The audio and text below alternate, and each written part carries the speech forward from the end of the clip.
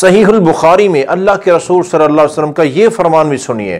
آپ نے فرمایا کہ جب کوئی شخص زنا کرتا ہے، زانی جب زنا کرتا ہے تو اس کے اندر سے ایمان نکل جاتا ہے، وہ مومن نہیں ہوتا.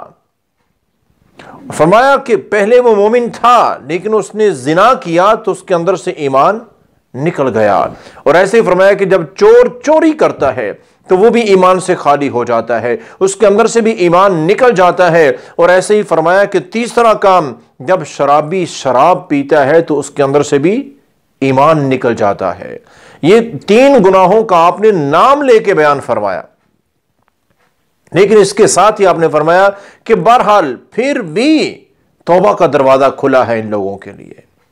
موت سے پہلے توبہ کر لیں، کہیں ایسا نہ ہو کہ اسی حالت میں موت آ جائے. میرے بھائیو، اگر چور چوری کرتا ہے، یہ چوری کرتے ہوئے یا چوری کرنے کے بعد توبہ کرنے سے پہلے اسے موت آ گئی تو پیارے آقا صلی اللہ علیہ وسلم کیا فرماتے ہیں کہ وہ ایمان سے خالی جا رہا ہے. اس دنیا سے وہ جا رہا ہے، ایمان نہیں ہے اس کے اندر، بغیر ایمان کے اسے موت آ رہی ہے.